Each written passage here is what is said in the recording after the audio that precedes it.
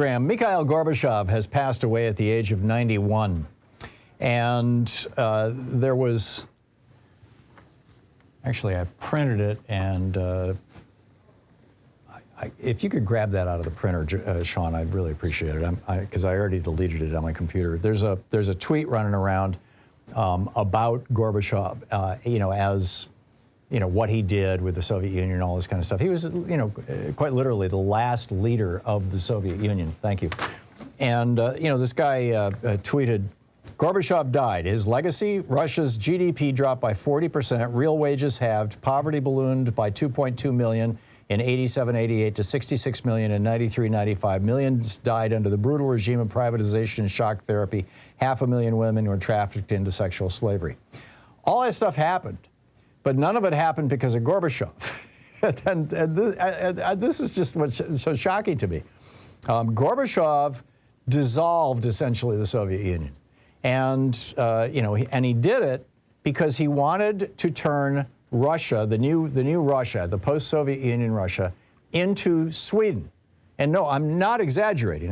This is, and not making that up. I mean, this is, in fact, there's a chapter about this, or part of a chapter about this, in my new book, The Hidden History of Neoliberalism, How Reaganism Gutted America. It's on page 63 and 64. And it's, what happened was that when Gorbachev started dissolving the Soviet Union, there was this huge effort to impose neoliberalism on countries. This was a project that started in the 1950s in the United States. Milton Friedman was its main proponent. It was a project that was embraced by the Republican Party in 1980, and Ronald Reagan imposed neoliberalism on the United States in 1981. Neoliberalism: destroy labor unions, lower wages, cut taxes on rich people, embrace free trade so that companies can get their labor in other countries that are cheaper. These are the dimensions of the kind of the core premises of neoliberalism. And we tried it here. It gutted the middle class. They tried it in Chile with Pinochet, where we tried it with Pinochet. The CIA and ITT helped, and it was a disaster. China dodged the bullet in '88 when I was in China. They decided, no, we're not going to do this, which was an amazing thing. And so China said, no, we're not going to do this. And Russia was not going to embrace neoliberalism.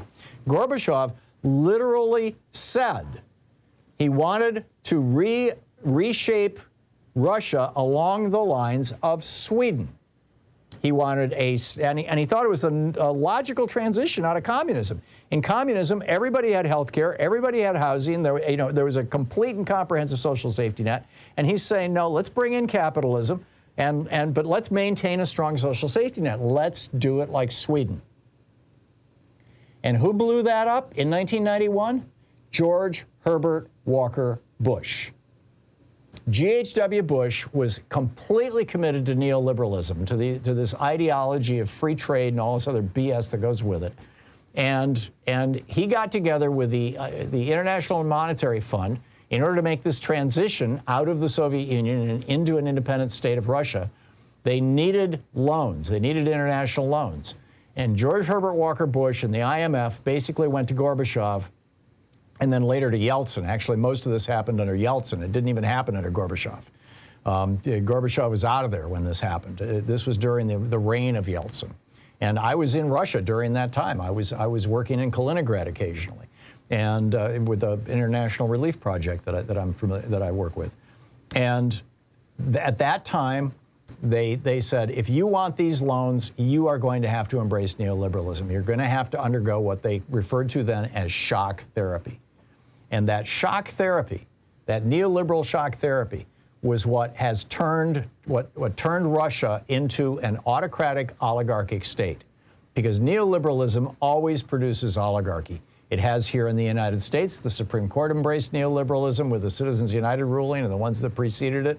And poof, we've got now billionaires running our politics and sponsoring our politicians. J.D. Vance, for example, he's got 2 billionaires who funded almost, most of his campaign. This is happening all over the country. Billionaires come here in Oregon. We've got a Democrat running, and our former Tina Kotek, the former Speaker of the House, really good Democrat running against a wackadoodle Republican. And we've got two billionaires in this state who decided to get behind a former Democrat, Betsy Johnson, and throw a whole pile of money into her campaign. And so we've got, you know, there's a very good chance we're going to end up with a Republican governor because she's going to split the vote because these billionaires are playing in politics. This is neoliberalism. This is what was imposed on the Soviet Union in a much more severe form through the so-called shock therapy in that period from 1992, really 1992 through 98, 99, you know, more or less. And that's where it's at. So my friend Lila Connors, after the Soviet Union fell, she went over there and she had connections to Gorbachev. She produced a movie called Arrow of Time in which she spent hours interviewing Gorbachev. And that movie is on the Need to Know website. You can Google Need to Know Gorbachev Connors, and I'm sure it'll pop right up. And it's an amazing documentary where Gorbachev just pours it out, just lays it out, you know, how he was trying to create a progressive, you know, paradise in Russia. And he would have done it if George Herbert Walker Bush had not sabotaged it and basically coerced the IMF to go along with it. Because back in the 90s, neoliberalism was the new hot thing. So anyhow, you can read all about it in my new book, The Hidden History of Neoliberalism, How Reaganism Gutted America, which will be in bookstores in, what, I think a week and a half or thereabouts, shipping from, you know, all your online sources as well. And I'll be doing a book signing, in fact, with Powell's online. We'll be doing a Zoom on this. So I'm guessing by then the whole Gorbachev thing will be no longer in the news. But one other thing I wanted to share with you very quickly, it's how are people, how are the Trump humpers, how are the right-wingers, what are they hearing from their media? What are they thinking? Yesterday in the Writing newsletter, the top stories, the top 10 stories, the role of weed in America's decline, that was at Liberty Loft. The left moves to normalize pedophilia, that was on front page. By the way, Ron DeSantis is now attacking Charlie Crist's running mate, who was the head of the teachers union, because there was a pedophile teacher down there. And he's saying, oh, you know, she was helping protect. Not true. It's a false allegation, but you know, as Mark Twain said, a lie can get all the way around the world before the truth gets its boots on. So anyhow, that was number two. Number three, post-millennial counselor for sex offenders defends pedophiles as a marginalized minority. Washington Examiner, the left's gender-bending obsession is tiresome and absurd. Blue state conservative, Dr. Fauci is a mass murderer. I mean, this is the kind of wackadoodle stuff that was in the news yesterday on the hard right. Today, the Writing newsletter, the top headline is Impeach and Convict President Biden to Save Our Political System. Dems use Nazi techniques to alter their history. Dems are lying and everyone knows it. Is the left preparing for civil war? That was over at Town Hall.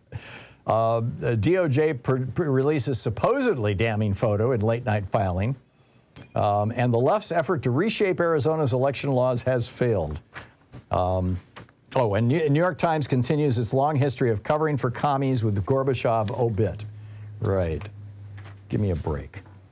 Anyhow, that's what's up in the news on the right, on the hard right, on the far right, on the crazy right, whatever you want to call it. And that's the true story, the actual story of Mikhail Gorbachev. And he was a good guy.